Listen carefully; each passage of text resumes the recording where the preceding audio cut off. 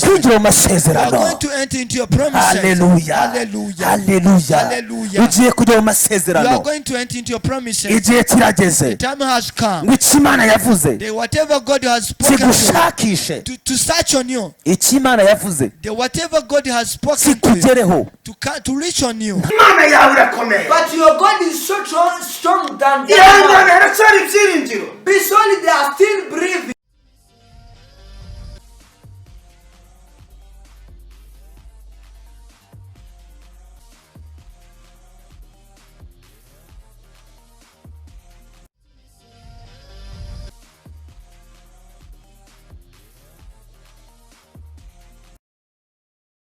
Nyemerera dusenge.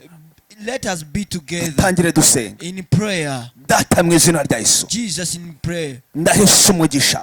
I bless the people Abari kuri Facebook. who are on Facebook, Abari kuri channel ya YouTube. who are on the channel of YouTube, Abadukurikiranye bose. who are following us all. Reka imbaraga zawe Let us be your power. zibamanukire. Come upon them. Zibamanukire.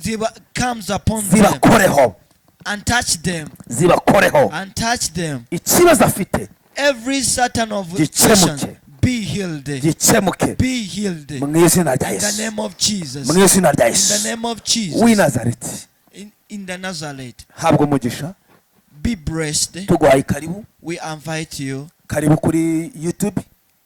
Come on, have a welcome on the YouTube. Karibu kuri Facebook. Again, even on the Facebook. Nitugire In Kugira. kandi Imana iraguha umugisha. And I believe God will bless you. Aya masengesho tugiye kuyasoza n'ijambo rimwe gusa.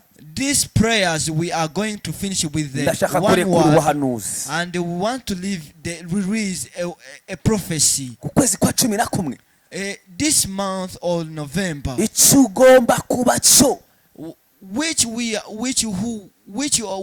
supposed to be. igihe kirageze. The time is come. Ngo icyo ugomba kuba cyo cyo. The thing which you is supposed to be. Amen. Amen. Reka dusome. Let us read Tejya kwa kabiri. in the Deuteronomy Ibice 2 umurongo wa 2. chapter 2 verse 2. Ubundi duhanure. And again we enter in the prophecies. Bibiliya yavuze ngo Uwiteka arababwira ati igihe mwazengurukiye uyu musozi kirahagije nimucyamike mugende mwerekeje ikasikasi. Hallelujah. Hallelujah. Let us read in terms of English. Deuteronomy chapter 2 verse 2 says, Then the Lord said to me, You have made your way around his hills country long enough. Now turn north. Give the people these orders. You are about to pass through the territory of your relatives. Then the descendants of Jews, Esau, has lived in Seir. They will be afraid of you, but be very careful. Amen. Amen. Umusozi ni iki? What is the meaning of a mountain? Gucyamika ni iki? What is the meaning of the mountain? Iyo umuntu ari ku musozi When the people on the mountain, izuba rirahamusanga, sun come to him, imvura ikahamunyagirira. and again even rains falls on him. Iyo umuntu ari ku musozi When the people on the mountain yumva ibintu bitatu gusa: feels three things: inyoni, birds, imbwa, even dogs, n'urusaku rw'umuyaga. and else the sounds of winds it goes around him. Iyo umuntu ari ku musozi When the people lives on the mountain, ntabwo akora mariage, does not even attend any marriage, ntabwo abona perime. does not even receive a license in terms of permission. Ni ngombwa ngo uve kuri uwo musozi It is a must for you to come out ugende uhure n'igitangaza cyawe. and go and meet with your destiny. Ndagira ngo unyumve neza mwene I data. want you to listen me. Hari abantu bagusize ku musozi Are those people who left you on there bagusiga bakuzingiyeho, and left you and burned on there, ariko igihe kirageze but the times ngo has come tukuzingurire kuri uwo musozi. to rebound you La sitaya uryamike ujya mu mugisha. and you to come out into your destiny. Ariko 35 utarashaka. Can you imagine 35 years. Ntabwo ari without umugambi w'Imana. marriage. It is not even the purpose of God. no It is not. ntabwo ari umugambi It w'Imana. is not of the purpose of God. kuba utarabyara For you to take a bond, ntabwo ari umugambi it w'Imana. is not a purpose of God. no No, no. kuba utarabona inzu yawe For you not to have your own house, ntabwo ari umugambi it is w'Imana. not a purpose of God. no No. ni umugambi wa It satani. is a purpose of ni Satan. umugambi wa It satani. is a focus of Satan. Imana iragukunda. God loves you. Imana igufiteho umugambi. God has a purpose Niyo on mpamvu you. That's the reason why twateguye amasengesho we have prepared these iyi minsi prayers irindwi on the 7 days, kugira ngo tugire aho tuva n'aho twinjira. so that we can move out one place to another. ndagira ngo unyumve neza. I want to listen me carefully. igitondo kimwe One moment of a morning, uwiteka abwira abayisiraheli, God tells the Israel, arabwira ngo muhaguruke. Israel, come out and stand up. muhaguruke. Stand up. barahaguruka And again they stand up baragenda and go. bagendana amakuru. Go with the information. reka ngubwire, Let us telling you, iyo udafite amakuru when you don't have the information, ubaho mu buzima bubi. you struggle in the life. iyo udafite amakuru When you don't have the full information, abadayimoni barakuryamira. even just the Satans and demons hurt on you. iyo udafite amakuru When you don't have the full information, satani agutera ubwoba. even Satan hurt you. ariko ndagira ngo ngubwire, But I won't tell you, repala selemandervo. Imonde oya oya Ha. igihe cyo kumenya amakuru ni iki? that is the time for you to come out in the struggle of Satan. imana ikuntumyeho. God even sent me to you. imana ikuntumyeho God sent me to you ngo nze ngubwire ko and to tell you, ibyawe naho byagiye. for your other things does not go umugisha anywhere. wawe naho wagiye. Your blessing does not even go there anywhere. umugisha wawe urahari. Your blessing is still on you. umugisha wawe urahari. Still your blessing on Rasi. you. nicyo gihe That is the right cyo time kugira ngo for you to winjire mu mugisha wawe. enter into your blessing. dore ikinzanye rero See what is coming ni out ukuguha urufunguzo is to give you the key ugafungura umuryango for you to open up the door ukinjira. and you enter there. umaze igihe You spend a lot of ubona time. umugisha wo hanze. And you receive those blessings come Hanze from y'umuryango. around. Come out around the doors. ariko iki ni igihe cyawe. But this is your time. aba bayisiraheli This is the Israel. umunsi bahagurutse The moment they was stand up, bageze i yeriko when they reached into Jericho, barazenguruka ku munsi wa mbere, and they crossed down the Jericho one day, barazenguruka ku munsi wa the kabiri, second day, bazenguruka iminsi irindwi, and they crossed around the Jericho 7 days. ku munsi wa karindwi And about the 7th day, bazenguruka karindwi. they goes around the Jericho 7 times. imbaraga zari muri bo And the powers was in the middle of them. zihirika i yeriko, And it chased down the hills of the walls of the Jericho. barangije barinjira. And again they entered there. nabo basanzemo ari bazima, And even just they met the people alive. babicisha ingota. And they killed them by swords. hari ibikuta bigiye kugwira abadayimoni. There are wars which are going to come out to the people. hari ibikuta bigiye kugura abarozi. There are wars which are going to come out to down the sorcerers. umuntu wese wakuroze Every people who akubuza curse you umugisha to chase you, your blessing. agiye kubona imana wasenze. He is about to see agiye your kubona God. imana wasenze. He is going to see your God. ndagira ngo ngubwire, I want to tell you. ndabanza mvuge ibintu birindwi vuba. First of all, I'm going to say the 7 things umwuka wera yampaye. the Holy Spirit has given me. icya mbere, For one, ntiwongere kwisuzugura. do not even dismiss you. no No. uri uw'agaciro, You are respectful. uri umuntu ukomeye You are a strong man mu maso y'imana. in the face of God. ndagira ngo ngubwire, I want to tell you, waba warakijijwe even though you are born again waba utarakizwa, or not, uri umuntu w'agaciro. you are a respectful God. ntongere kwisuzugura. Do not even despise you. icya kabiri, The second one, amajwi all the voices akubwira ngo which are inspire ntabwo you, bizashoboka, anything which are not ayo come majwi out, yakureho. despise all those voices. hari ukuntu satani There is a way Satan azakubwira ngo comes out on your ears, urabona and you see, igihe wasengeye, the moment you have igihe prayed for, baguhanuriye, the moment the people have imisozi myinshi, prophesied, the moment the mountains igisubizo gihari The answer is, nubwo utarasubizwa even though you didn't even bring biravuze ngo exactly, ongera usenge. it means that repeat again in prayers. Yes, igisubizo cy'umuntu wasenze The answers of the man who prayed ukongera gusenga, is to repeat again in prayer. ukongera Is gusenga. again to enter in the prayers. Umva ngo bwire. Listen me. icya gatatu, The third one, ikintu Imana yakubwiye the thing which is God telling you, ntihagire umuntu ukubwira ngo cyararangiye. do not hear anybody. It is ended up. Imana ikivuga Even with the moment God is still working, yari izi ko hazaba kovide. it was even not surprising in the eyes of God Ntabwo that dufite ubwoba COVID bwa is going to happen. kovide. Do not have any fear about COVID-19. Oh, yeah. No. Yesu aracyakora God is still working. kubera ko Even because Imana ivuga ibintu izashobora. God is saying anything which is going to be Umvira revealed. ijambo. Listen this word. Igihe kimwe The one day Elisa yarahanuye Elisha prophesied, abwira abantu ngo ejo ku irembo ry'i Samariya told that tomorrow in the room of the Samaritans, intengo y'ifu y'ingezi that the basket of the flour izagurwa shekeli imwe. will be bought in the shekel one. Abantu barabyumva And again, sometimes people get that barabyizera, and they believe them. ariko umuntu umwe And one people aravuga ngo oya, and they chasing that prophecy, njyewe ninjye ushinzwe ikigega, that I'm the one who Nzi in birimo. charge of that basket. nzi ibintu bihari, I know what is inside of that fund. ntabwo byakunda. It cannot work. Arangije aravuga ngo And again, naho ijuru ryakingura amadirishya and even that heaven can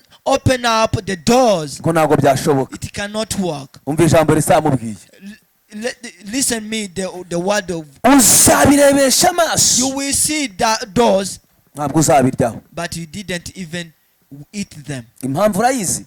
Do you know the reason why? Ni uko atizeye ijambo ry'ubuhanuzi.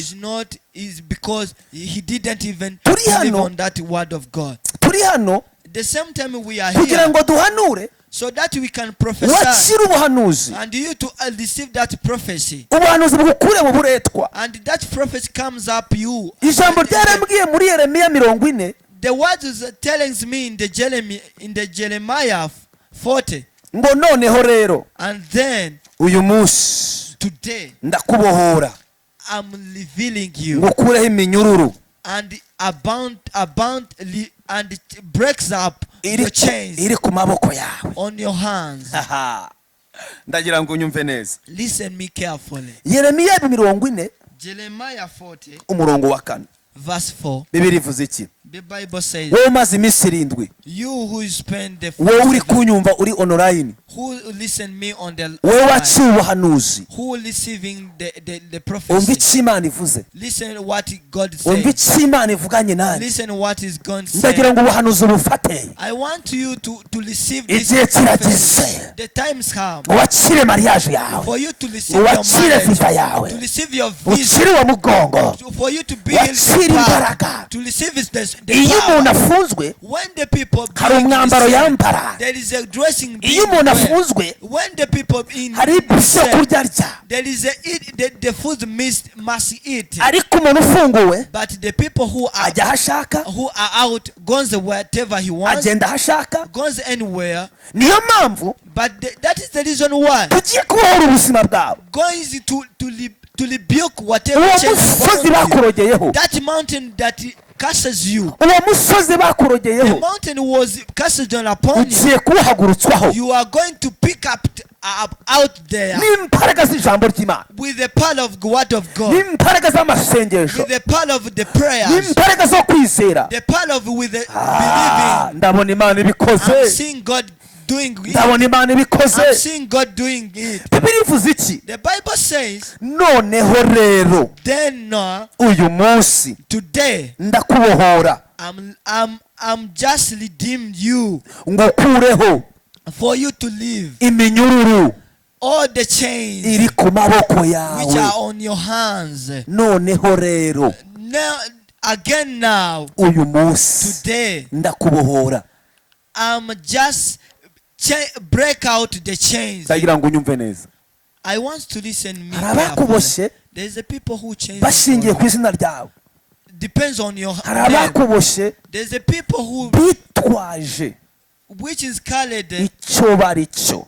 the title which are Aye. upon them. Umurozi The sorcerer yafashe isura yawe catch your image arayicarira, and sat on it afata isura yawe and catch your faces arayangiza, and disrupt it kubera ko because yarumva ko afite imbaraga. he feels he full of strong. Ariko none But now Imana irantumye ngo nkubwire ngo but God sent me to ni igihe cyo kugira ngo tugukureho iyo minyururu time for you to iri ku maboko yawe. the chains are on your hands. Amen. Amen. Haleluya. Hallelujah. Umvira ijambo. Listen this word. Bwana asifiwe. Amen. Iminyururu iri ku maboko yawe. Nushaka ko tujyana i Babuloni uze tujyane, nzakugirira neza. Ariko nudashaka ko tujyana urorere, dore igihugu cyose kiri imbere yawe, aho ubona hakuboneye abari hujya. Amen. Jeremiah chapter 40 verse 4 says that go back to Gedaliah, son of Achimiah, the son of the Shaphan, whom the king of Babylon has appointed over the towns of Judea, and live with him among the people. Yes. Or they go anywhere else you please. Then the commander gave him a provisions and present and let him go. So Jeremiah went to Gedaliah, son of Achilam, and Mizpah, and he stayed with him among the people who were left behind in the land. Ndashaka kuvuga iki? I want to say anything. Barakuboshye, They have bound to you, bagira ngo birakunze. and they even mean Cyane that ko it is babonye ko us. ubuzima ubayemo They mostly a lot they see your life. ari bwo bashaka. That is the kind of life they want. Ariko igihe kirageze But the time has ngo come, batangare, and be them to be wondering, bakubone mu gatimba, to see for you in the garment, babone kampani yawe yongeye to kuzamuka, see your company be risen again, babone wongeye guhabwa umugisha. to see you being blessed again. Ndashaka kuvuga iki? I want to say anything. Isura batakuzimo The enemies which are not even know you, niyo sura bagiye that kukubonamo. is the face which are going that they are going to see for you. Isura bari bazi The kutazambara faces which are not expecting for you to dress in, niyo sura ugiye kwambara. that is the face which are you going to dress in. Nyina wa Mose The mother of Moses afata Mose and catch Moses. amaze kumubyara, The moment he finished to birth him aramutwara and carry him amushyira mu kato, and put it in the basket, kuko yumvaga ko adashaka kubona urupfu rw'umwana we. because she was even not want to see Ari- the kinds of the killings of his children. Ariko ntiyamenya ko But she didn't know hari imbaraga z'Imana ziba mu mazi. there is a power including the water. Niyo mpamvu atapfuye. That is the reason why the most Ntushobora gupfa you are not being killed. utaragira mu isezerano. No, for you not enter into your Ntushobora gupfa you are not about to kill utaragira mu mugambi w'Imana. though you didn't enter into your destiny. Isezerano That is the promise. rizakurinda. The promise will even cover you. Isezerano, The promise oh my God, ntabwo rizapfa. will not be dry off. Niyo mpamvu imbaraga z'Imana That's the reason the power of God zafashe umukobwa wa Farawo catch the girl of Pharaoh ziramumanura, and put her down there, zimujyana ku mazi. carry her in the water. Hari mission yari agiye gukora, There's the mission which she is about to do, ni ukurokora uriya mwana. is to save that children. Ndabona amaboko I'm y'Imana seeing the hands of God aje kukurokora. comes on you. Ndabona amaboko y'Imana I'm seeing the hands of aje God kurwana urugamba rwawe. come and fight your Ndabona battle. amaboko y'Imana I'm seeing the hands of God aje kuguterura aho come hantu to pick you dead there akujyana ahandi and hantu. to carry another praise. Ndabona imbaraga I'm seeing z'Imana. the power of God. Ndabona hari umuntu Imana I'm yohereje. seeing somebody God sent to you. Ikizanye uyu muntu, The purpose of that man, ikizanye uyu muntu the thing which is comes to you, ni ukugukura aho uri is to pick up you to, akujyana mu mugambi w'Imana. and to carry you there in the purpose of God. Igihe kirageze. That is the time has come. Ndabizi urababaye. I know you are sorrow. Urarwaye. You are sick. Warasengewe. You have been prayed for. Warahanuriwe. You have been prophesied for. Wasizwe You amavuta. have been even anointed. Ubona nta mpinduka. But not any change. Ariko birageze. But it is come. Reka ngubwire. Let me tell you. Umuhanuzi wa mbere. The one professor Ni wowe. is you. Ni wowe. Is you. Fata ijambo ry'Imana. Take the word of God Nurangiza wihanurire. and then prophesy for yourself. Imana iraza gukora. God will be just doing a great Imana iraza work. gukora. God will about to do. Ngo mushiki wa Mose And the sister of the yari aho ngaho was there kugira ngo azabibare. for her to just to Hari say abantu muturanye news. There's the people, your neighbor, bagiye kuvuga ibibaye. who are going to say what is happened. Hari abantu muturanye There's the people who are living bagiye together with you, gutangaza mariage yawe utababwiye. whom are going to announce your marriage, Kuko ikibazo cyari gihari because the problem was there ni ukubohorwa. is to live, to be Bibiliya redempted. yatubwiye ngo Bible telling the noneho rero then ku itariki ya munane the 8th date, z'ukwezi kwa cumi na the kumwe November 2020 2020, ni igihe cyo kubohoka. it is the time of Ni igihe cyo kubohoka. it is the time of Uyu munsi today. ndakubohora Just I rebind you. ngukureho iminyururu I'm breaking about iri all ku the maboko chains yawe. which are on your hands. Reka ngubwire, Let me tell you, iyo umuntu aziritswe when the people hands band their hands, abaho nabi, lives in tough life, abaho nabi. live in tough Iyo life. umuntu aboshywe When the people live in ubuzima bwe buba ari ubuzima bwo gusabiriza. people living the life of begging. None wumva icyo kibazo, Listen me this. ube ku musozi When you live on the mountain banawukuzingireho, and even people curse you there bawukurogereho, and even curse you there. ngo se wateretwa. Can you imagine, would you be in the just dating? Ngo se wabona akazi, Could you believe that you can even receive any job? ubwo se wabona visa. You cannot even have Ntabwo any visa. byashoboka. It cannot work. Niyo mpamvu That is the reason why Imana idutumye God sent on kugira ngo us tugukure kuri uwo musozi. for us to pick you Reka ngubwire. out there.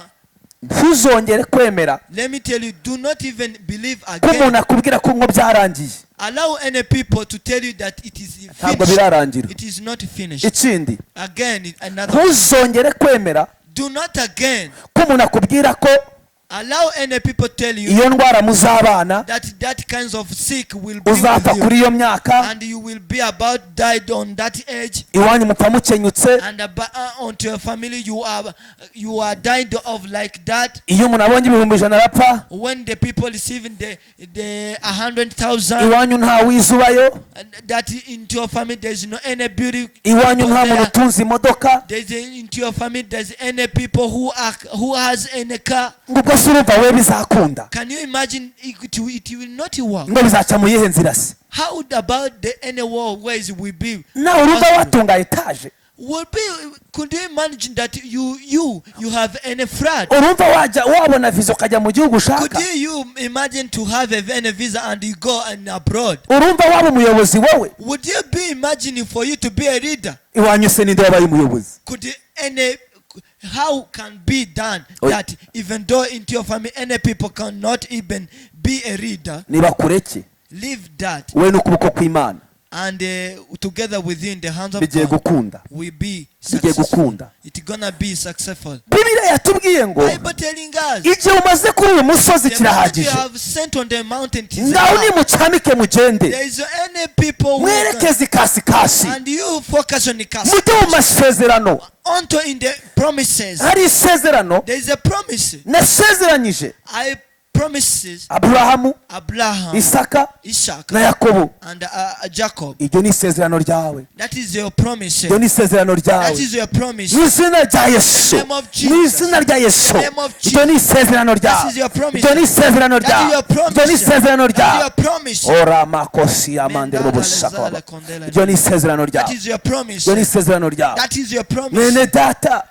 brethren, igihe kirageze that is the times has come. Imana ikora ibikomeye, God to do Imana a great yigaragaze, thing. God to reveal igihe himself. kirageze That is the time has come. imbaraga zagutsikamiye, The power was pressed on you. abadayimoni bagutsikamiye Demons has pressed on to you bagukurweho, to pick it up away. ibyiringiro byawe Your beliefs byari bimaze kurangira, was about to dry up. wibazaga ngo mbese nanjye And you bizacamo, ask yourself, will be successful, aya mahirwe nzayagira, and I will just have these chances. nanjye nzakora ubukwe, Would you ask yourself, nanjye I will nzava just muri do a karande marriage. koko, And you ask again yourself, and I will come out in the poverty. ugiye gucyamika, You are going to do anything. ugiye great. kujya mu masezerano, You are going to enter into your ugiye promises. kwinjira mu You are masezerano. going to enter into your promises. Haleluya, Hallelujah. haleluya, Hallelujah. ugiye kujya mu You are masezerano, going to enter into your promises. igihe kirageze The time has come. ngo icyo Imana yavuze Whatever God has spoken kigushakishe,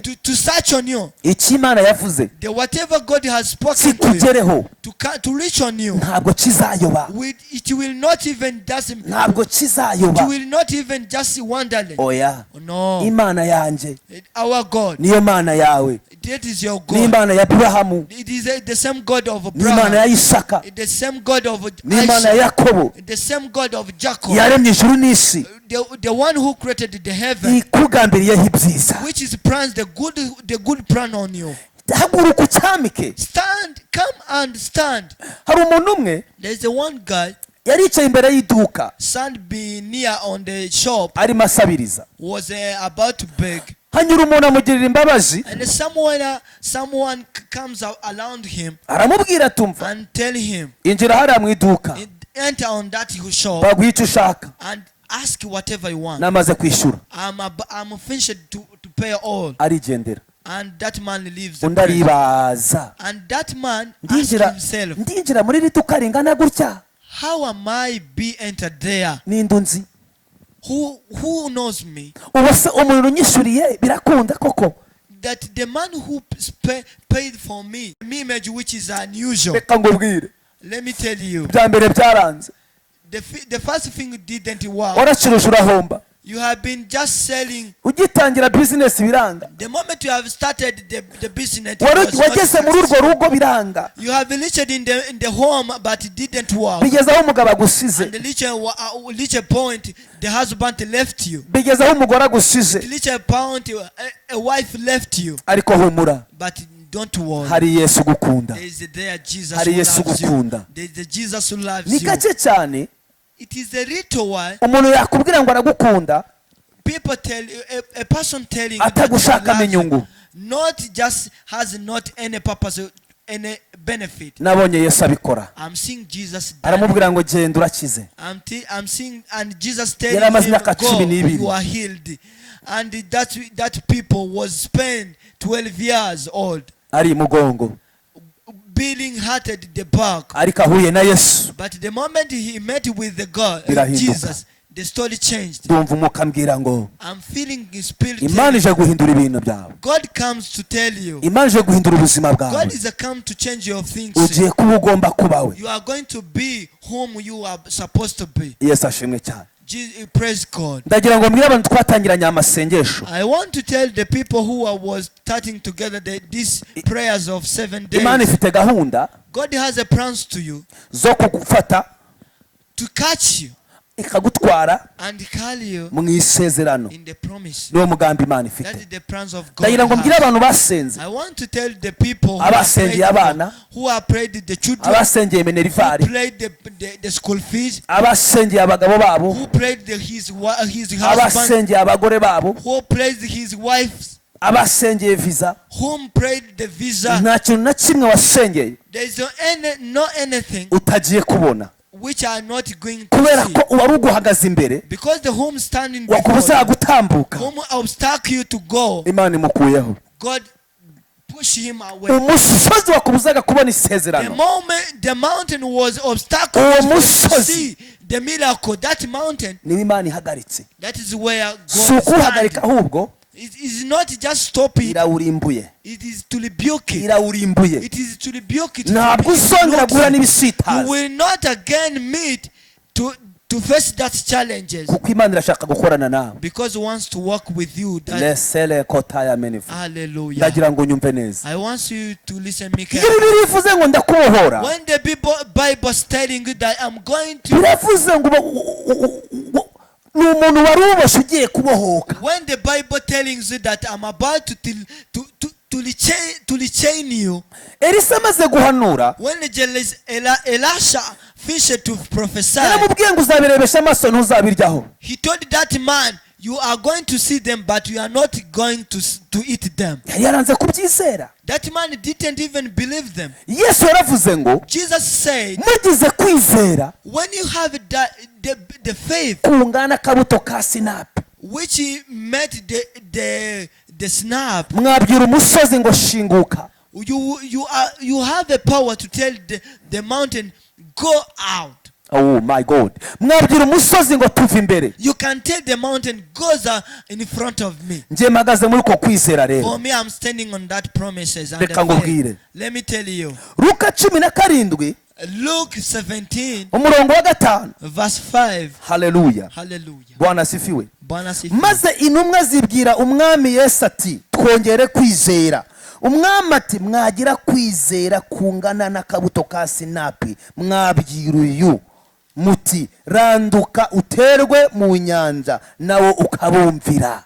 Mwagira kwizera. Muri amasengesho ndashaka Imana iguha kwizera. Into these prayers, I want God to give you the faith and believes strongly and be still in his God word. Imana ishimwe. Luke chapter 17 verse 5 Yes. says, the apostles said to the Lord, increase your faith. He replied, if you have a faith as small as a mustard seed, you can say to this mulberry tree, be uprooted and planted into the sea, and it will be obey you. Suppose one of you has a servant plowing or looking after the sheep. Will he say to the servant when he comes in down and to eat? Amen. Praise God. Yesu avuze iki? That is the Jesus said. Bano banabwiye These people Jesus told, niwo njyewe niwo wowe. it is you and I. Urasabwa iki hano hantu? That is the things you are supposed to do. Fata ijambo ry'Imana Catch the word of God rihinduka ubuzima. and become the life into Fata you. kwizera Receive the belief, guhinduka ubuzima. become the life on you. Ubwire Satani And tell Satan, ngo igihe kirageze the time has come njye mu masezerano. for me to enter in the promises. Ubwire Satani And told the Satan, ngo igihe kirageze the time has come mbo ugomba kubaho. and for me to be Yes, what ashimwe I'm cyane. supposed to be. Bwana asifiwe. Hallelujah. Bwana asifiwe. Hallelujah. Mwagira kwizera When you have a faith like this, kungana akabuto ka sinapi. equivalently in the snap, Akabuto ka sinapi the seed of snappy, kari inyuma y'isaka, it is behind of a sorghum kari as a inyuma seed. y'umuceri. It is behind of a seed equivalent to the seed of life. Ibaze noneho Could you imagine tugize yourself? kwizera When you have that kungana equivalent to that, n'ikibuto cya avoka, an avocados of seed, byagenda bite? could you imagine how to go call BB? Impamvu utizera The reason why you are not believe, ntabwo ijambo rirahinduka ubuzima muri wowe. the word of God does not become Reka life ngubwire. into you. Let me tell you, Ushingiye ku byo Imana yakoze according to to what God has done, wahita wizera. you can Reka believe. mbwire abantu bamaze iminsi ku musozi, Let me tell you, people who are spending musozi w'ubukode, the mountains of land, musozi w'urushako, the moment of marriage, yakuye Mose mu kato, a God who catch out the Moses in igukuye kuri uwo musozi w'amarira. is the same God who are going to catch out on that mountain. Ababonye Mose ajya mu kato, Whom seeing the Moses into the abandoning, babonaga birangiye. they are the people who sing it is finished. Babonaga Mose ajya mu kato, bamusize mu kato, bavuga bati ibyo Imana yavuze ntibigikunze. Whom seeing the Moses in the abandoning, there are people who telling that it is finished. none That is what? si mu rupfu It is in the dive. ndakubwira imana ikura mu rupfu I'm telling you that God keeps up out into the death. ndakubwira imana itanga urubyaro I'm telling you that it is the same God who gives ndakubwira imana birth. yishyura ideni It is the same God who gives the what you can pay for unto your death. ndakubwira imana ifata ubuzima buri hasi I'm telling- mu bwa morodekayi ikabuhindura I'm telling the same God who gives the same life Mordecai. It is the same God whom going to give you the life. ababonaga morodekayi ku muryango babonaga ko nta byiringiro ariko yari afite ibanga aryamanye The whom seeing the Mordecai in the veranda of the kingdom is the same people who are seeing Mordecai stand on the horse being announced in the kingdom palace. igifite umumaro ni amakuru The things which are reasonable is for you to believe in God. iyo umuntu afite amakuru When the people has information, by'icyo imana yavuganye nawe what God has spoken to him, iyo umuntu afite amakuru when the people has information, y'aho ari kuva where he come from n'aho ari kujya and where he forward was, ntabwo yita ku byo mu nzira he cannot even expect what is around him. ntabwo yita ku byo abantu bavuga Cannot even spend the time on what is people saying for. abanyabwenge bajya kuramya yesu The wise people, when they going to worship God, banyuze kwa herode was go through near the Herod palace. ariko bagaruka ntabwo banyuze kwa herode But the moment they turn back, they didn't go through the same way. ndashaka kuvuga iki I want to suppose to say, nta muntu n'umwe uzi umugisha w'ahantu ugiye kunyura there's no anybody knows why your blessing. ndabona ugiye gutungurana Seeing you, ndabona ugiye gutungurana seeing you to surprise ndabona imana people, itunguye abantu seeing God surprising people ubuzima bwawe into your life. bugiye guhinduka Your life goes to change. ubuzima bwawe Into your life bugiye change kugira icyerekezo has the direction. imana igiye kuguha umugisha God gives you to give a blessing. imana igiye kuguha umugisha God goes to give you a abantu bagiye blessing. gutangara People are going to wonder. abanyabwenge The wise people, bavuye kuramya yesu when they come out to worship God, marayika w'imana the angel of God, abacisha indi nzira and direct them into another way. ntabwo bamenye uko bigenze But they didn't know how they can be done. yes ndagira ngo ngubwire ngo I want to tell you, bagiye gutangara gusa people are going to wondering kubera ko nta hantu imana itakura umuntu because there is no anywhere Na nayo God itageze cannot umuntu. work to people, and even there is no anywhere God cannot push you. bakoze muri ubwo bukode God cannot even God are going to just to push you out in the land. bazi imyaka yawe People knows your age, ariko ntabwo bazi icyo imana yavuganye nawe but they didn't know what God is speaking reka to mbwira you. abantu bangurikirana Let me tell you to the people who are following subizwamo us, imbaraga be filled, take courage.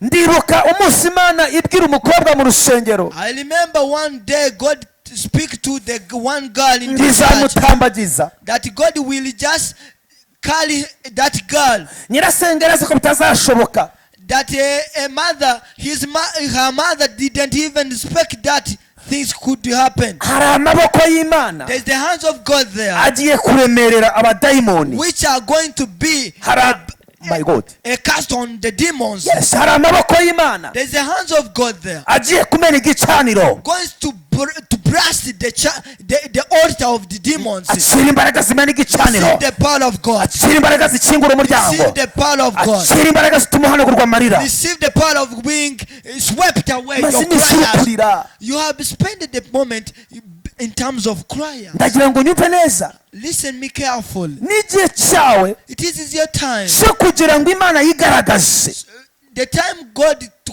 to reveal himself into your life. itagutabaye ntabwo wabakira When God didn't even rescue you. itakurengeye ntabwo wabakira When God didn't rescue you, you cannot even survive them. orasi talama nderebo bushika ya mamataya imana itagucishije ntabwo wabakira When God does not even rescue you, you cannot survive them. hari imbaraga zisumba There kanseri is the power beyond of the cancer. hari imbaraga zisumba diyabete There is the power beyond of the diabetes. hari imbaraga ziri hejuru ya There kovide is the power beyond of COVID. hari imbaraga zikura abantu muri iguma mu rugo. There is a power called down the people in the home. Hari imbaraga zizamura umurimo w'Imana. There is a power picked up the God's work. Hari imbaraga zizingura umukobwa agashaka. There is a power rescue the girls, and again that girl received the Hari marriage. imbaraga zitanga urubyaro. There is a power gives the birth into anybody. Abantu bakora kwitiranya.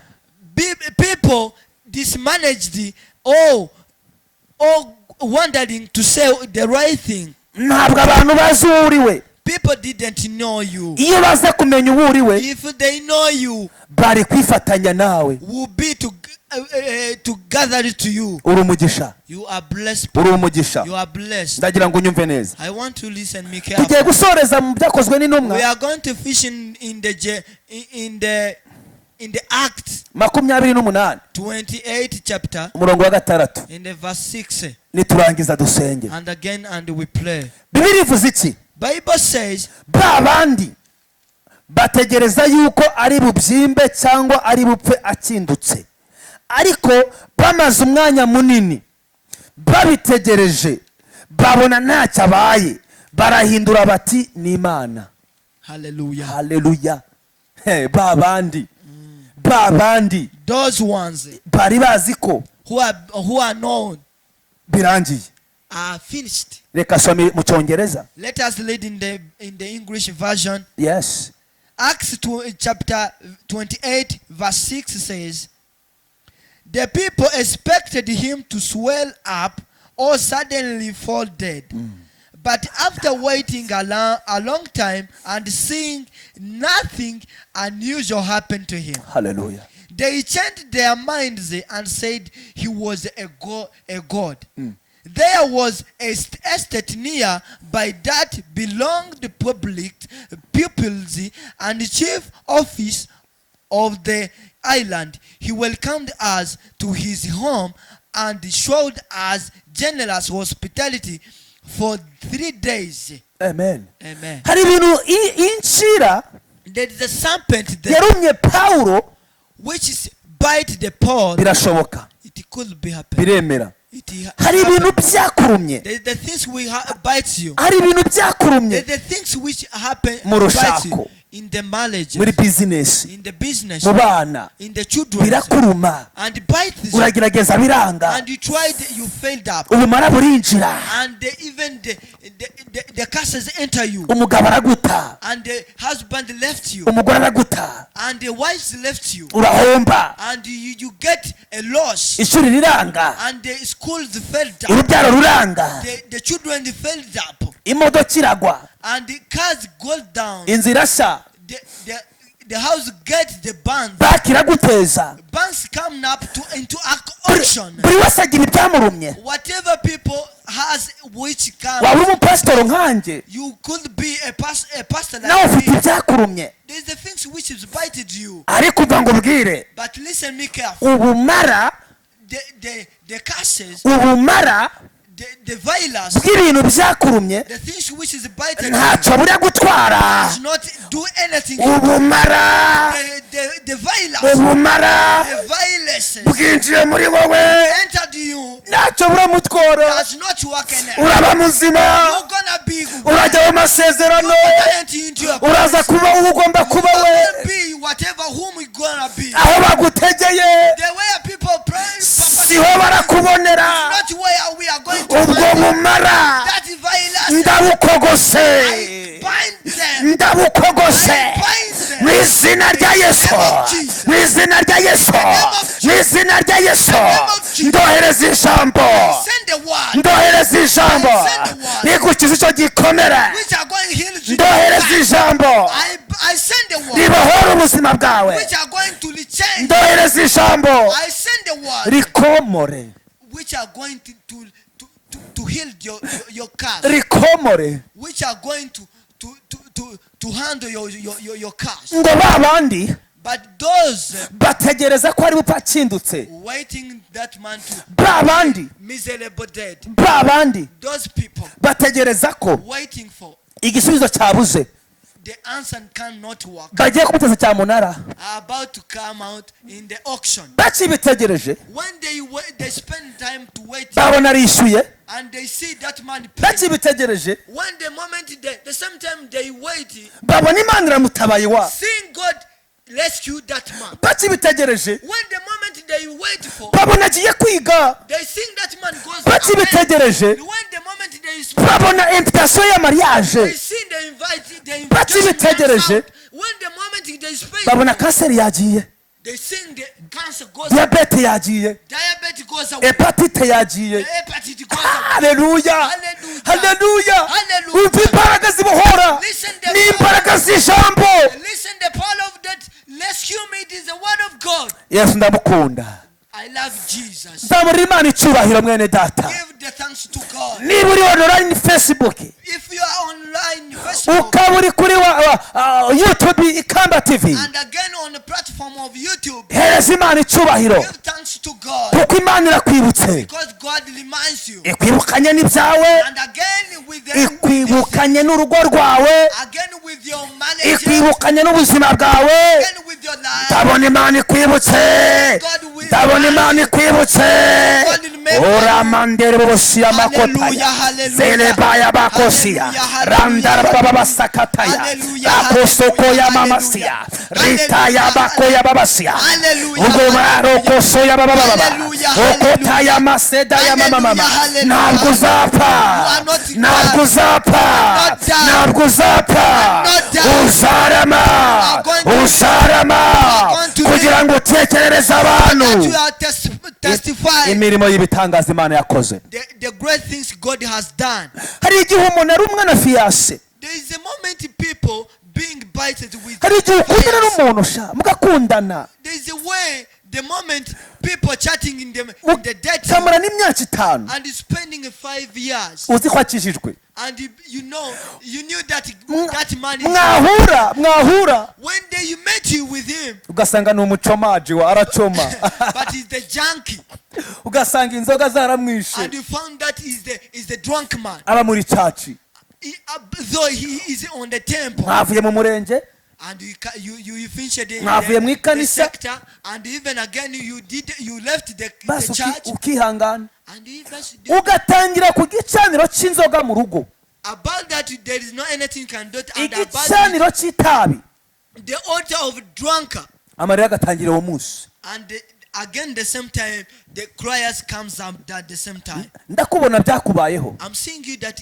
it happens unto you. warakomeretse bitewe na friend wawe Your heart hurted you because of your friend. n'ukuntu wamukundaga wa Though you have loved so much that wabuze amahitamo wabuze uko wabigenza there is no any choice you didn't have. ariko mva ngo bwire But listen me carefully. imana iramuhindura tu But God gonna change that man. kuko nawe urabizi ko utabaho utamufite Because you cannot survive without bitewe that man. n'ukuntu umukunda Because of how you love him. ariko yesu But because arimo Jesus, aravugana nanjye he telling me aje gufata umutima we he is about to come to catch that awuhindure. heart of that man. reka ngubwire Let me tell you, buri muntu agira ibintu bimuruma each person has anything bites him mu rushako in terms of marriage. ikindi Again, umusozi umuntu abaho the mountain any man lives on buri wese agira ibikomere awuvanaho has any is scarce. yaba inzara It could be kunyagirwa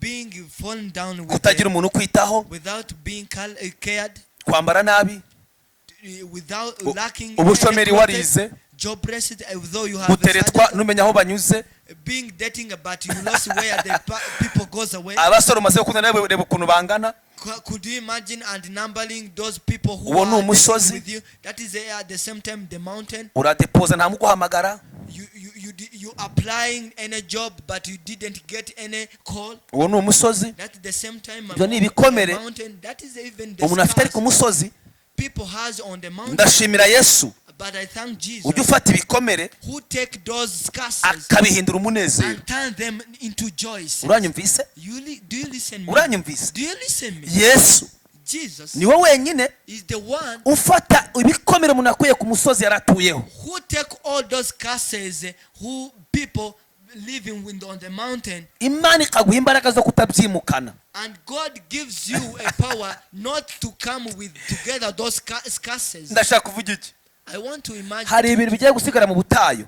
there is something which are going left to do. Ogiye kujya i Kanani. You are going to go in the Canaan. N'ingovu z'ibyakubayeho, The same time with a strong power, Uwiteka agiye kuzivura. God is going to heal those. Ndashaka kuvuga iki? I want to tell you, Ababonye ishira iruma Pawulo whom seeing the serpent biting Paul, baravuze ngo ntasenga se. they said that man is a prayer man. Mariage se yapfa, Marriage couldn't. nawe se yabura inzu. The same man couldn't Kumbi have found, Imana irimo could have irabikora. not lost a house. The same time is the God dealing with that Kugira ngo itegure ubuhamya. so that God prepares the testimony. Hari indirimbo maze iminsi ndi gukunda ngira ngo nange maze iminsi muyibona nyinyiboherereza. There is some song nowadays I like it, but I guess even you are singing it. Yes, ivuga ngo ibibazo ufite no ariko wa karirimbe wa ibibazo ufite none nibwo buhamya bwawe bw'ejo. Ibibazo ufite Hallelujah. nibwo buhamya bwawe bw'ejo hazaza. Nukuri. Hallelujah. Intambara ufite none nibwo buhamya bwawe bw'ejo. Biravuze ngo It means ituri gucamo, whatever you are going ibiri through, kukubaho whatever happens ni to you, ubuhamya bwawe it is the bw'ejo hazaza. for you, your future. Ibintu uri gucamo Whatever things you are going ntibigutera through, ubwoba. do not hurt you. Ndakureba, I'm seeing you. ndabona ufite amarira, I'm seeing you with ndabona uri kurira, cries. I'm seeing you are cries. n'umuntu wari wizeye yakwanze, The people who believe on me, he yarakuboretse kuri telefone, left you on the phone. akazi karahagaze, Job stopped out. uribaza ngo igisubizo kirihe, You asking your nephew where the answer is. ariko nyumva mwene data, Listen me carefully, man. umugambi Imana ntabwo uzayoba.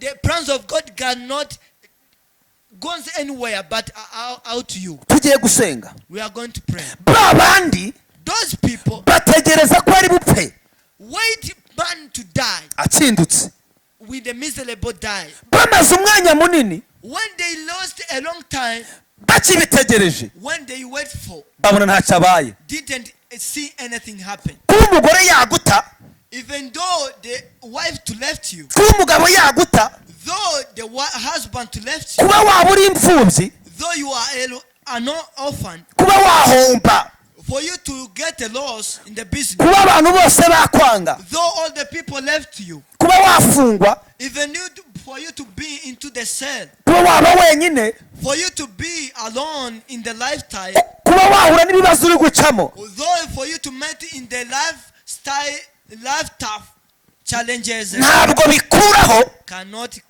goes away. icyo Imana yavuze. Whatever God has No. to you, no. Kuba inda ya mbere yavamo, Even though the firstborn, kuba bakwirukana mu kazi, for you to chase and fired in the job, ntabwo bikuraho isezerano. does not carry away the Nakubwiye ngo expectation. icya mbere ni amakuru. But I was telling that the first things is the Iyo ufite information. amakuru When you have information, ukaba uzi ko uyu munsi iyo byanze ejo byemera, and you know that tomorrow, even though today does not work, but you, kwa kwizera navuze that belief I was said for kuguha gutuza. gives you to be hold on. Haleluya, Hallelujah. haleluya. Hallelujah. Yesu ageze ku kidendezi, When Jesus la visited on the sitala dam, elemeni kosia atakola baba, Messiah. agira ngo abariho dusoreza. I want you there to finish. Yohana 5:5 John 5:5. ngo hariho umuntu wari ufite indwara y'imuranye imyaka 38. Yesu amubonye aryamye amenya yuko amaze igihe kirekire arwaye. Hallelujah. Ayiwe mana we arwaye, aramubaza ati mbese urashaka gukira? Uyu murwayi aramusubiza ati databuja, sifite umuntu njugunyamo mu kidendezi, iyo amazi yihindurije nkiza undantangamo kuyamanukamo. Yesu aramubwira ati byuka wikorere uburi bwawe ugende. Muri uwo mwanya uwo muntu arakira, yikorera uburiri bwe aragenda. Amen. Let us again read In the English version, Oui, oui. John chapter 5 verse 5 says, one who was there had been invalid for 38 years. Yes. When Jesus saw him laying there and learned that he had been in this condition of a long time, he asked him, "Do you want to get well?"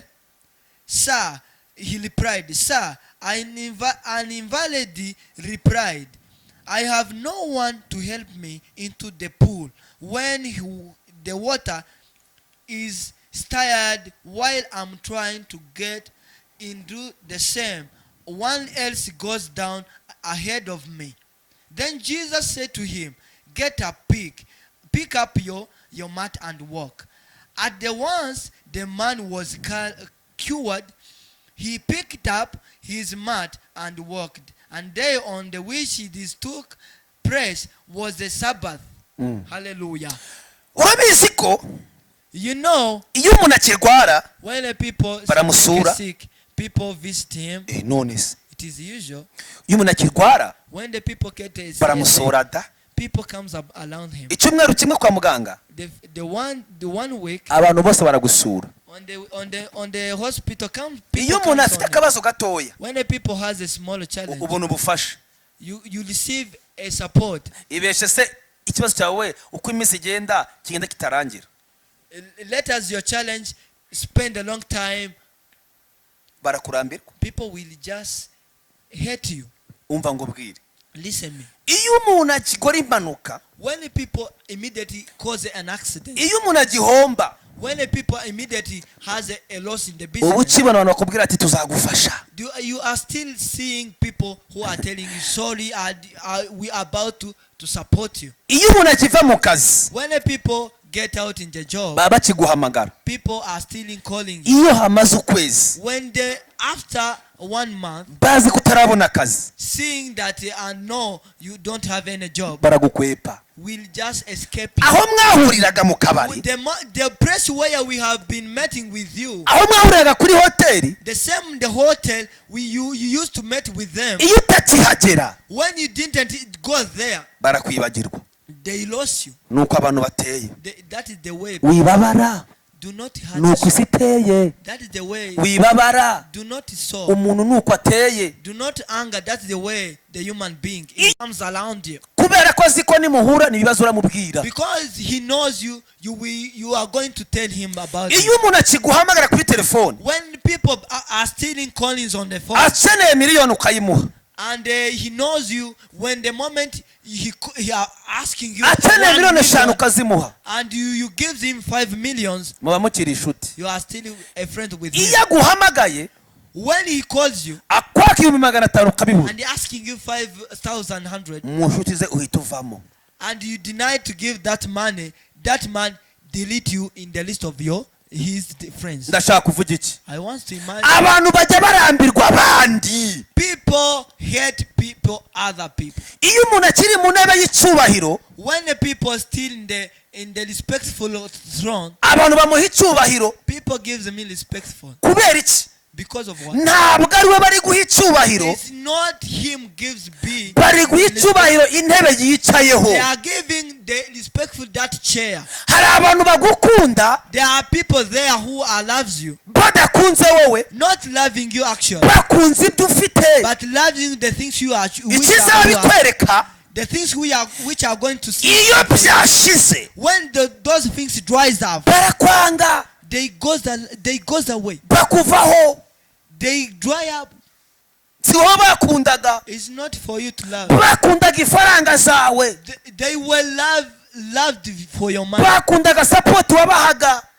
Well loved your support. Reka ngweretse uzabigerageza umunsi umwe urebe. Let me tell you, just try one moment and you will see. Ni ukuri pe. I'm telling you, trust me. Umuntu nazi wawe, When one people comes to your home, uwamutekeraga inkoko, though you have been cooked for that man a chicken, uzamutekera ibijumba. and again you cook for him a sweet potatoes, Nagaruka.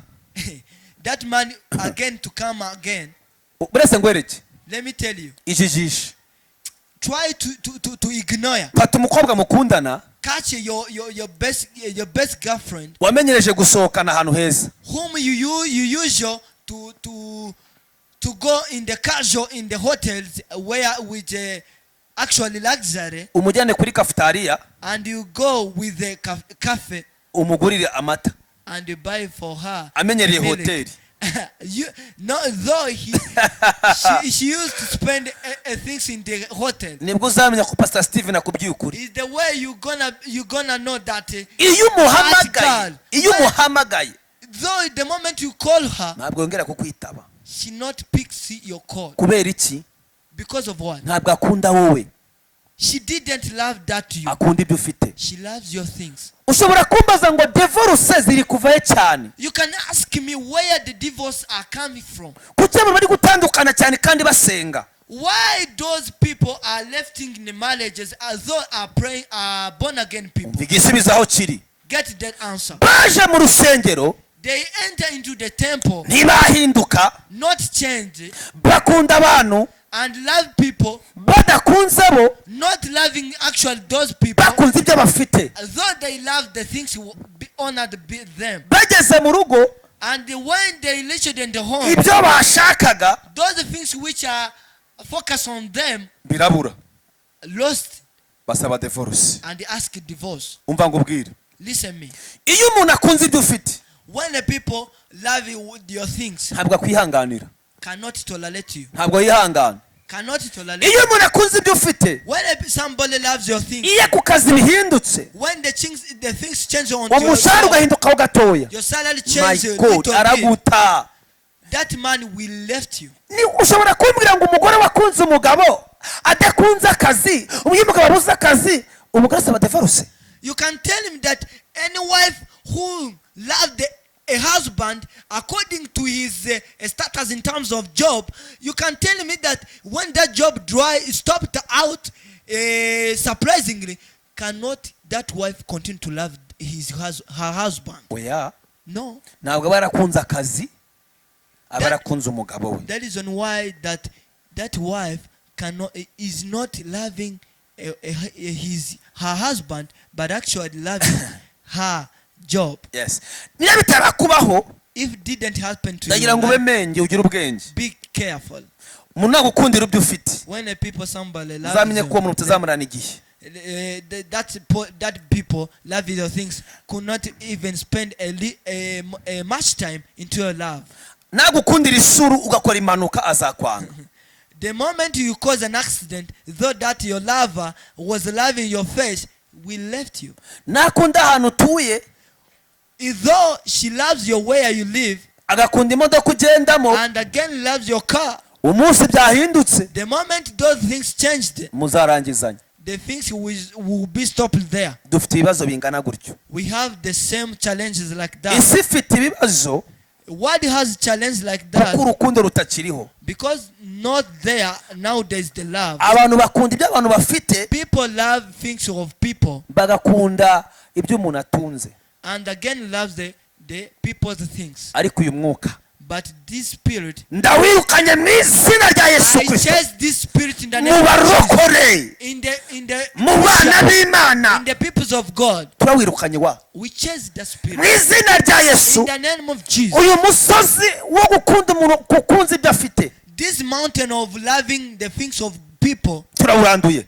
we rerouted it. Akira gukunda umuntu Receive the loving, udakunze ibyo afite, not loving people. nibwo muzatera imbere. That is the way you will be that determined in two lives. Bibiri tubwiye iki? Bible telling us, Ngo Yesu ageze ku kidendezo, Jesus reaches on the dams. ntugire ngo uyu muntu afamiye yari afite.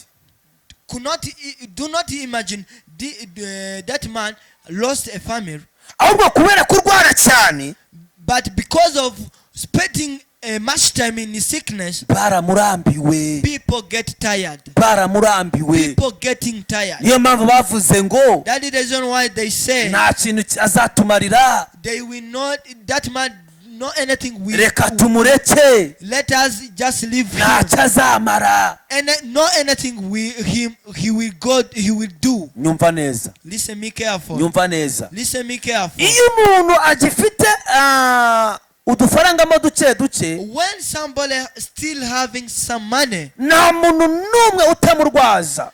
nothing, no anybody lost behind on that man in terms of support. Ariko iyo icyo ufite kirangiye, But all your things it dries up. biba birangiye nyine. It is finished. Ariko ndashimira Yesu, But I thank Jesus. ikibazo cyose umuntu afite Whatever kinds of challenge, akigusangamo, Jesus entered akagutabara, and rescue you akaguha urugo, and gives you a marriage, ugashaka, and you married ugatera imbere, and you determine, kubera ko Imana because of ni God. umubyeyi. It is a father, it is a parent. Haleluya. Hallelujah. Ngo aramubaza ngo mbese urashaka gukira? And Jesus asked that man, Ambwira ati reka reka reka, do you want to be maze here? igihe kinini And that man replied, sifite umuntu njugunyamo, no, I lost anybody who sifite can umuntu push me ufasha, into that dam. reka reka, No.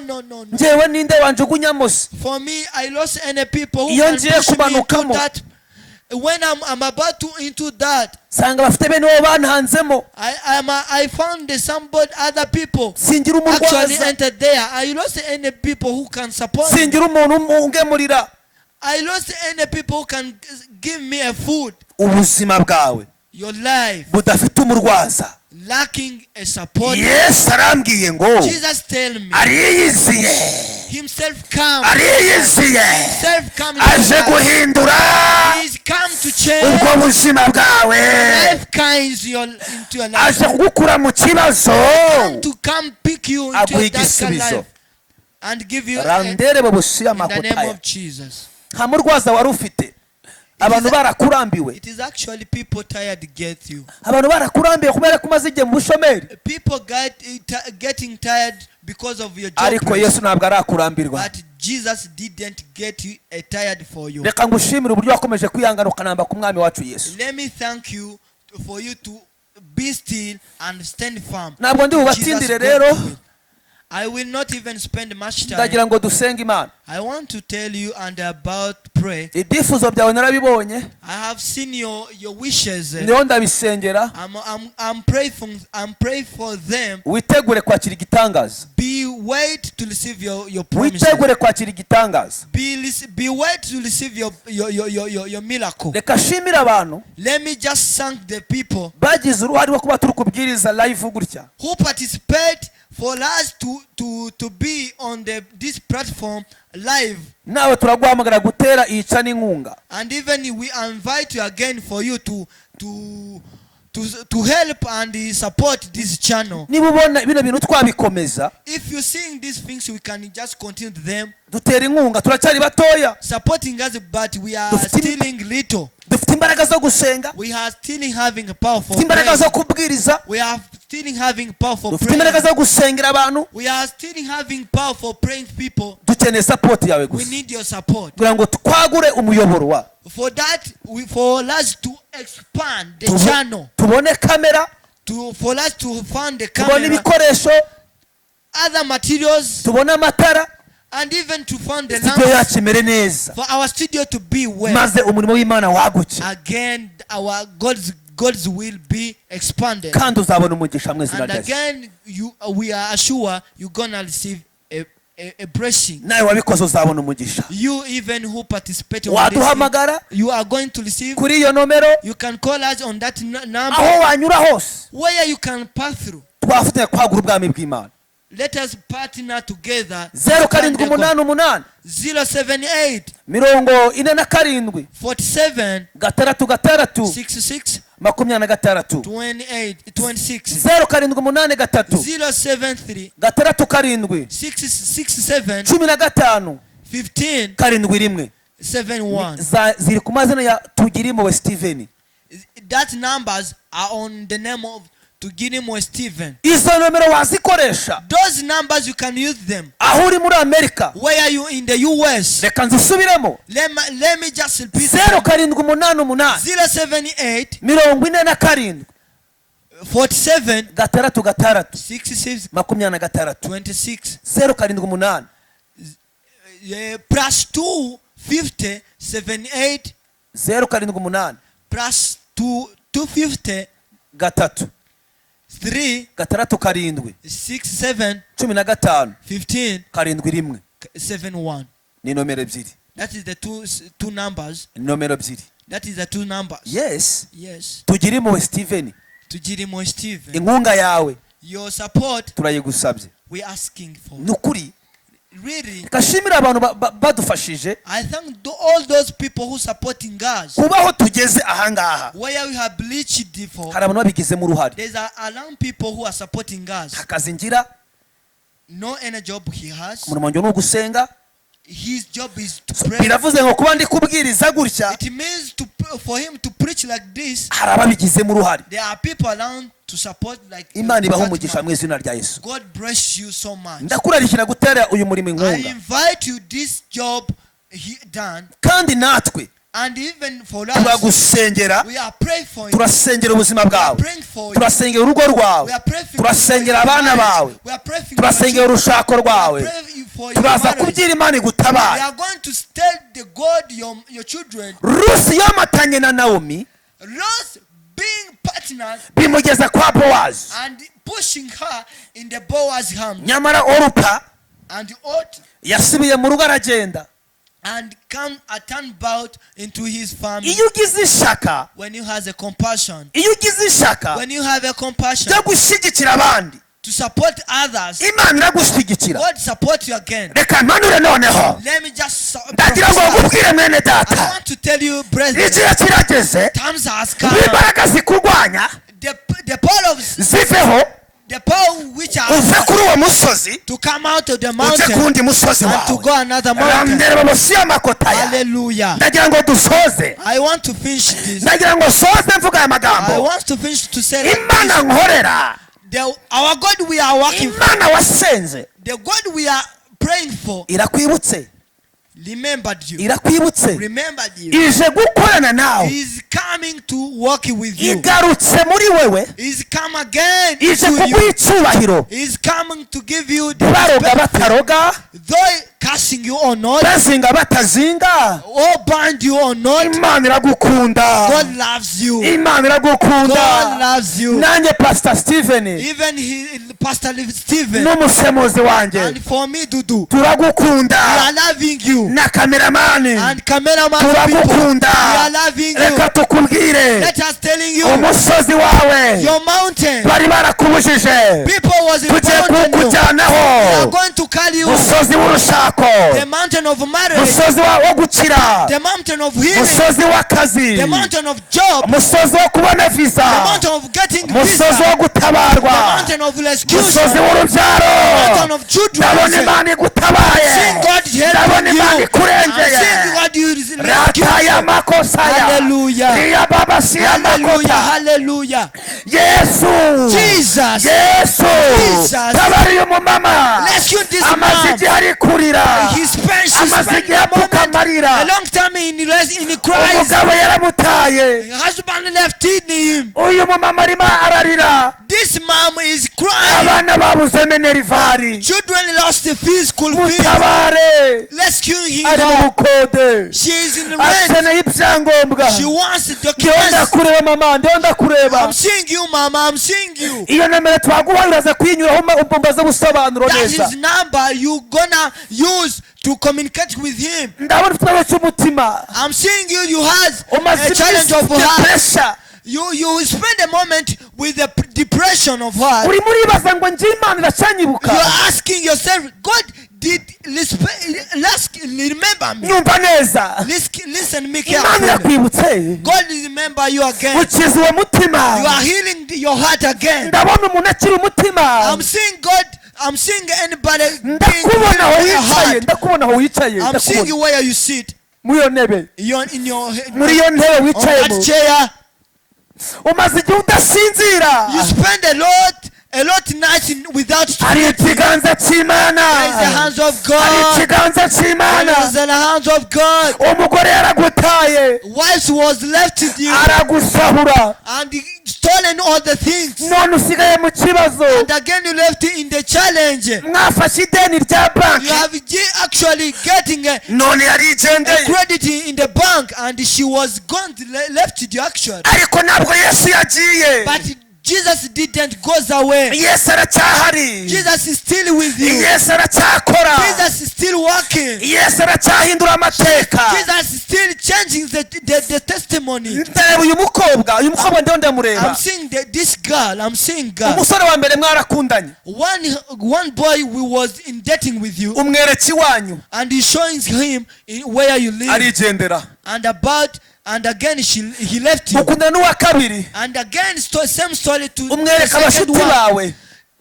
You showed him on your friends, nawe arigendeye. and same story. None uwa gatatu wamaze kubona, The third one you have found, urumva utamujyana iwanyu, you feel you don't want, urumva utamwereka abantu you don't mukundana, want to show him urumva your utamujyana people. ahantu ukorera, You don't want to show him where you live and bitewe where you work, n'igikomere. because of the same story you have passed through it. Njyewe ndakumva cyane, For me, I'm listening ariko carefully. nanjye nyumva rero, But for me, the Yesu ndi kukubwira, the Jesus I'm telling you ntakangwa na biracitse, does not bring ntakangwa n'ibikomere. your story. Iyo yaje aba yaje, When he comes up, baramubaza ngo mbese urashaka gukira, Jesus asking that man, you want nawe to aramusubiza ngo that man replied, sifite umuntu njugunyamo, I don't have anybody to urashaka push me gukira to that. igikomere. Do you want to be healed that your scars? Nyumva neza, Listen me carefully. fata amagambo uriya musore yakubwiye wa mbere, Take those words one guy was telling you. yes, yakure muri wowe, Put them out into you. nyumva neza, Listen me ariya carefully. magambo umusore yakubwiye, Those words that Oh. man was told you. urambwiye ngo pastor nabyagirwa gute n'amafaranga yanjye namuhaye, oh my god, nta kibazo, You told me, oh pastor, how could you be for me? Feels good, though I have spent a lot of money on him. nta kibazo, No problem. nta kibazo, No problem. azabazwa ibye. He will ask it Iyo himself. umuntu ahemutse When a people agahemukira bring bad mugenzi we, and cause a bad story on other people, imbere gato in front little, haba hari undi muntu ugiye kumuhemukira. he is again another man who are going even to reply what Umva, that man umuntu was done. nakubwira nabi, When the people telling you badly, imbere gato hari undi muzamubwira nabi you uzakwishurira. soon there's another man who will reply for you. Reba ukuntu mwakundanye, Seeing what you have reba igihe been, mumaranye, seeing how the urumva moment you have utamwikuramo wa, spent on it, mwikuremo, feeling fata uriya him, mwanya wari waramuhaye, get that praise you have given him that man uwuhe Yesu. and give that praise. The word of God to Igihe come back. kirageze The times has ngo come. Yesu arebe agahinda kawe, Jesus to see your uriya soul. musore mwikuremo, Leave that man. nubwo bigoranye, Though it is so hard, ariko Imana yawe irakomeye. but your God is so strong than that Ihangane, man. haracyari ibyiringiro. Be solid, they are still breathing. Kuri igiti cyatemwe When one tree big cyongera kigashibuka, being lifted again, gubwa neza, be feel good, habwa umugisha, be blessed. utakurebe neza, God going to see you, Imana ikomore and God being healed your scars kandi ikora ibidasanzwe. and do great me. Reka dusenge. Let us pray. Mana yacu, Our God, turagushimiye we thank you kuri Imana idukunda. for you are God who loving God. Sengera abana bawe I'm praying for your children bafite ibikomere, whom has a many scars, bababaye who are being sore kubw'ibyo bamaze iminsi banyuramo. because of matters which are whom they go through. Ndakwereka uyu muntu uri wenyine, I'm showing this man who are alone, udafite umuhumuriza. losing anybody who encourage him. Genda umuhumurize. Go and support him. Ndakwereka uyu muntu wapfishe ubukwe kabiri gatatu. I'm showing that man who lost the 3 times marriages. Genda umwereke neza yawe. Go and show him your goodness. Uyu muntu Satani yashimaze guha ibiyobyabwenge. This man Satan gave a drunks alcoholics, Mukureho ibyo biyobyabwenge. cut away those Mu drunks in izina rya the Yesu. name of Jesus. Ndasengera uyu muntu wahombye. I'm praying for this man who got a loss in his business. Reka tabarwe. let us get ineza yawe your support, your igaragare kuri goodness, uyu muntu wose. be revealed on him. Ndagushimiye And thank you kubw'uyu muntu ukijijwe because of this akaba man yaciye Yesu mwami n'umukiza who saved his life mu buzima bwe. in his life. Urakoze mwana I thank you, God, ku mugambi wawe for your purpose utazayoba. does not get anywhere. Inshuti zacu, Our friends, abakunzi bacu, our friends, mwese Imana ibahe umugisha. be blessed. Turabakunda, We love you. tuyifurije umugisha w'Imana We wish you the blessing of mu izina God. rya In Yesu. the name of Jesus. Amen. Amen. Amen. Amen.